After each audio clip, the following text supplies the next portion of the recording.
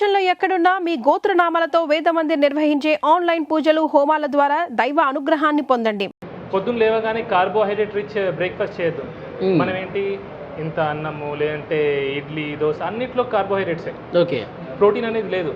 So first meal ఏదైతే ఉంటుందో అది ప్రోటీన్ ఉంటే చాలా మంచిది. Okay. Quality fat, quality protein ఉంటే ఆరోగ్యం చాలా మంచిది. పొట్టలు రావు. సరే ఏం తినాలి సార్? మరి ఏం తినాలి? అందరూ ఇడ్లీలు పూరీలు తింటారు కదా సార్. కోడిగుడ్లు బెస్ట్ నాన్ వెజిటేరియన్స్ అయితే. వెజిటేరియన్స్ అయితే ఎటువంటి కార్బోహైడ్రేట్ లేనివి స్ప్రౌట్స్ అయినా పర్లేదు, వెజిటబుల్ సాలెడ్స్ అయినా పర్లేదు, డ్రై ఫ్రూట్స్ అయినా పర్లేదు, అవి నానబెట్టింది రాత్రి ఇప్పుడు నానబెట్టింది పొద్దున తినడం, అది ఫస్ట్ మీల్ తీసుకుంటే మంచిది. అండ్ 2 మీల్స్ సరిపోతాయి సార్. మనం అనవసరంగా 3, 4, 5 సార్లు తింటున్నాం. ఓకే. అంత తినాల్సిన అవసరం లేదు. 2 మీల్స్ చాలు. 2 మీల్స్ చాలు. అండ్ ఐడ్రీమ్ ద్వారా నేను ఒక ఇంపార్టెంట్ విషయం తెలియజేస్తాను అందరికీ. ఏంటంటే మన పిల్లలకి స్కూళ్ళలో లంచ్కి ముందు ఒక స్నాక్, లంచ్ తర్వాత ఒక స్నాక్ చేయడం జరుగుతుంది. అది చాలా చాలా డేంజరస్. అంత తిండి అవసరం లేదు. అవి కూడా ఏంటి కార్బోహైడ్రేట్ ఇచ్చే. కొందరు మ్యాగీ పంపిస్తున్నారు, కొందరు టిఫిన్లు బయట కొన్ని టిఫిన్లు పంపిస్తున్నారు, అవి మంచిది కాదు.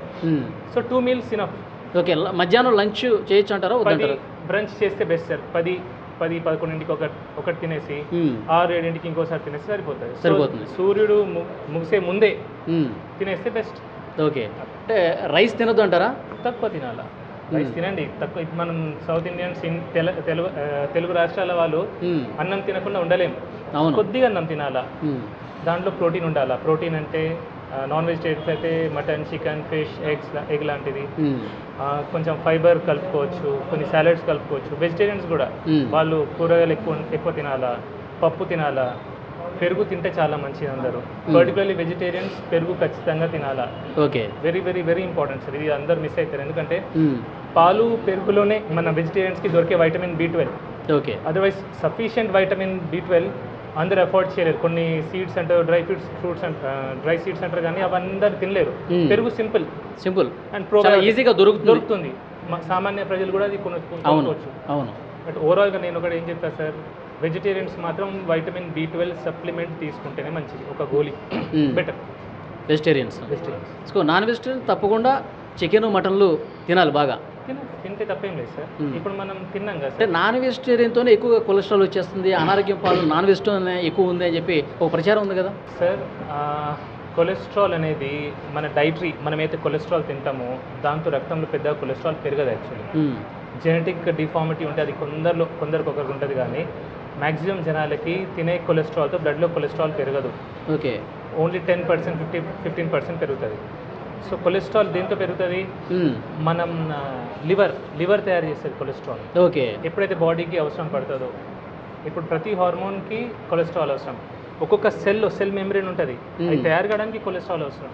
ఓకే. సో అందుకే కొలెస్ట్రాల్ అనేది చాలా ముఖ్యం. కొలెస్ట్రాల్ మన నాన్ వెజ్తో కొలెస్ట్రాల్ రాదు అంటారు సార్. కొలెస్ట్రాల్ తింటే కొలెస్ట్రాల్ రాదు. ఇంకా సాచురేటెడ్ ఫ్యాట్తో కొన్ని కొలెస్ట్రాల్ వస్తుందని చెప్తారు. LDL కొలెస్ట్రాల్ పెరుగుతుంది అంటారు, కానీ LDL కొలెస్ట్రాల్ కూడా 2 రకాలు, లార్జ్ బాయింట్, స్మాల్ డెన్స్ అని. ఫ్యాట్ తింటే పెరిగేది మ్యాక్సిమంగా లార్జ్ బాయింట్ ఎక్కువ పెరుగుతుంది. స్మాల్ డెన్స్ పెరిగేది అది కార్బోహైడ్రేట్స్ ఎక్కువ తీసుకుంటే, షుగర్ ఎక్కువ తీసుకుంటే, చక్కెర, అప్పుడు స్మాల్ డెన్స్ పెరుగుతుంది. అందుకే చక్కెర ఎక్కువ వాడితే హార్ట్ అటాక్ వచ్చే. ఓకే. చాలా మందిలో ఒక డౌట్ ఉంది సార్, మీరు గత వీడియోలో కూడా చెప్పారు, నెయ్యి తినడం మంచిదా కాదా? పెద్ద పెద్ద డాక్టర్లు కూడా నెయ్యి అసలు తినకండి, చాలా లిటిల్ బిట్గా తీసుకోండి ఒకవేళ తీసుకునేదంటే అని చెప్తాను. సరే, ఇన్ మోడరేషన్ నెయ్యి చాలా మంచిది. ఎసెన్షియల్ ఫ్యాటీ యాసిడ్స్ ఉంటాయి, అవి నెయ్యిలో ఉంటాయి. చాలా చాలా మంచిది. ఒక్కటి ఆలోచించండి సార్, నెయ్యికి మనం భయపడుతున్నాం, బియర్కి భయపడట్లేదు, ఆల్కహాల్కి భయపడట్లేదు, స్మోకింగ్కి భయపడట్లేదు. చిన్న చిన్న పిల్లల చేతిలో మనం చాక్లెట్లు ఇస్తున్నాం, బిస్కెట్లు ఇస్తున్నాం, ఐస్ క్రీమ్ ఇస్తున్నాం, కూల్ డ్రింక్స్ ఇస్తున్నాం, వాటికి భయపడట్లేదు. కానీ నెయ్యి వచ్చేసరికి భయపడుతున్నాం. మన తాతలు ముత్తాతలు తినలేదు సార్? తిన్నారు కదా, మంచిగా ఉన్నారు కదా. ఇన్ మోడరేషన్, లీటర్ తాగొద్దంట నేను, అంతే. తినే ఫుడ్లో దాంట్లో కొద్దిగా కలుపుకోండి. వైట్ రైస్ కొద్దిగా తీసుకొని అందులో కొంచెం నెయ్యి వేస్తే సార్ షుగర్ స్పైక్ రాదు, ర్యాపిడ్గా షుగర్ స్పైక్ రాదు.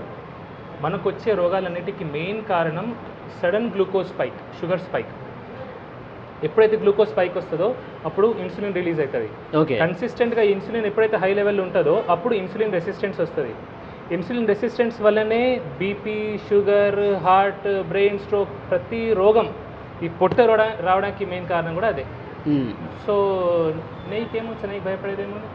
అందరు డాక్టర్లు అన్నారు, కొందరు డాక్టర్ కొన్ని కేసెస్లో మేబీ హార్ట్ స్ట్రోక్ కొన్ని రకాలు ఉంటాయి, లైపోప్రోటీన్ ఎక్కువ ఉండడం, లైపోప్రోటీన్ బి అట్లాంటి వాటిలో వాళ్ళు చెప్పొచ్చు, జాగ్రత్తగా చెప్తారు. ఓకే, కానీ అందరు డాక్టర్లు కూడా ఫ్యాట్ కంప్లీట్లీ అవాయిడ్ చేయమని చెప్పారు సార్. సార్ ఫైనల్గా ఇప్పుడు మీరు మొన్న బాధపడుతూ కన్నీళ్ళు పెట్టుకుంటూ ఒక వీడియో అది బయటికి రావడం వల్ల వైరల్ అయింది, కానీ అంతకంటే ముందు కూడా మీరు కెమెరా లేనప్పుడు కూడా చాలా సందర్భాల్లో బాధపడి ఉంటారు. చాలా సందర్భాలు అంటే మీ డాక్టర్ అయిన తర్వాత ఇన్ని కేసులు చూసిన తర్వాత మీరు బాగా బాధపడ్డటువంటి సిచ్యువేషన్ అంటే ఏ పేషెంట్ని చూసి ఇంకా మనసు చలించిపోయింది మీది? సార్ చిన్న వయసు 20-25 సంవత్సరాల వయసులో బీపీలు షుగర్లు వస్తారు. బీపీ షుగర్ ఎంత బాధ సార్ అది. ఇప్పుడు జీవితాంతం ఒక బీపీ గోలేసుకోవాలా, షుగర్ గోలేసుకోవాలంటే ఎంత బాధ ఉంటుంది సార్ ఆ మనిషికి. ఎంత టెన్షన్ పడుతుంది సార్. చిన్న వయసు వాళ్ళు బాగా టెన్షన్ పడతారు. ఒకటి చిన్న 20-30 ఇయర్స్ ఒక మనిషి బాగా కష్టపడతాడు. 30 ఇయర్స్ ఏదో జాబ్ అని కష్టపడతాడు, ఏదో తింటాడు, ఏదో చేస్తాడు. 30 ఇయర్స్కి పెళ్ళయి ఇద్దరు చిన్న పిల్లలు ఉంటారు. పక్షవాతం, గుండెపోటు, ఎట్లుంటే సార్ ఆ ఫ్యామిలీ ఎంత డివాస్టేట్ అయిపోతుంది సార్. వాడు పని చేస్తే కానీ ఇల్లు నడపలేని పరిస్థితిలో ఇమాజిన్ ఎట్లుంటుంది ఆ పరిస్థితి. జీవితం ఒక్కసారి తల్లకిందులు అయిపోవడం కదా. ఇమాజిన్ సార్ అసలు అది. నేను ఇంతమందిని చూసుకుంటా ఆ బాధ అదంటే ఇప్పటికీ బాధ అవుతుంది సార్.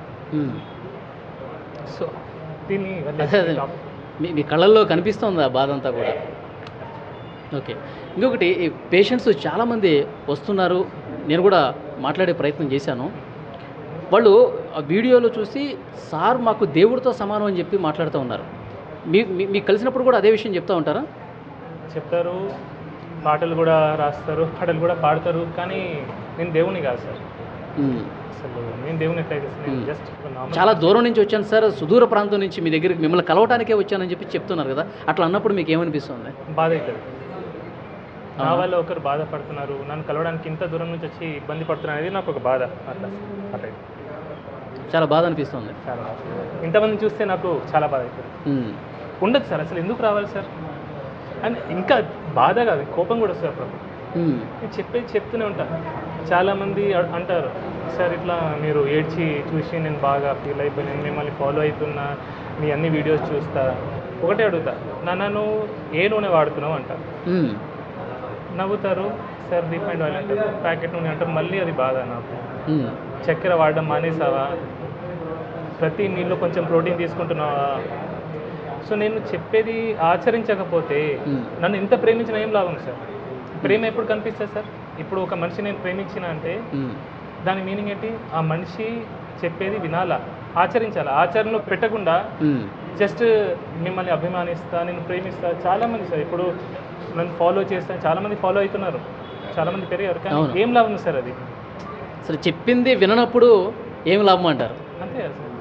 ఓకే, ఎందుకంటే ఇది నన్ను ఫాలోవర్స్ పెరుగుతారనే ఉద్దేశంతో నేను చెప్పిన మాటలు కాదు. నేను గత 5-6 సంవత్సరాల నుంచి మొత్తుకుంటూనే ఉన్నా. నేను నా ప్రీవియస్ వీడియోస్ అన్ని చూస్తే చెప్పి నేను అలసిపోయి బాధ తనుకుంటూ వచ్చింది మీకు. చాలా మందిలో ఒక డౌట్ ఉంది సార్, విక్రాంత్ సింగ్ ఠాకూర్ ఆయన ఏంటి నార్త్ ఇండియనా అని ఒక డౌట్ వస్తూ ఉంది చాలామందికి. చాలామంది కామెంట్లు కూడా పెడతా ఉన్నారు, ఏమంటారు? ఇక్కడే నాకు పుట్టి పెరిగింది. 4 ఫాదర్స్ నార్త్ ఉండే సార్. అది అంత ఎగ్జాక్ట్లీ బ్యాక్గ్రౌండ్ నాకు తెలియదు. మా మదర్ టంగ్ హిందీ. ఓకే, కానీ నాకు తెలుగు అంటే ప్రేమ. బా సూపర్. సో అంటే తెలుగు వాళ్ళు ఇబ్బంది పడుతుంటే అసలు చూడలేకపోతున్నారు మీరు. అండ్ కష్టపడి తెలుగు నేర్చుకున్నా సార్. అంటే నేను మాట్లాడే తీరు కూడా వీలైనంత వరకు నేను తెలుగులోనే మాట్లాడతా. నాకు హిందీ ఇంకా పర్ఫెక్ట్గా వస్తుంది. ఇంగ్లీష్ చాలా బాగా వచ్చు. చాలా మంది అడుగుతారు, సార్ తెలుగులో ఇంగ్లీష్లో వీడియోస్ పెట్టండి, హిందీలో మాట్లాడండి. కానీ ఐ లవ్ తెలుగు. సో ఆ తెలుగు మీద ప్రేమ వల్ల నేను తెలుగులో. మీరు ఎక్కడ పుట్టి పెరిగింది ఎక్కడ సార్? పుట్టింది Karimnagar civil hospital sir. Okay, కానీ స్టార్టింగ్ ఇయర్స్లో నేను నార్త్ ఇండియాలో ఉండే సార్. ఓకే, 5th క్లాస్ వరకు నార్త్లో ఉన్నాను. 5th 6th క్లాస్లో మళ్ళీ కరీంనగర్ రావడం జరిగింది. సో వచ్చిన తర్వాత ఇక్కడే చదువులన్నీ అలా జరిగింది.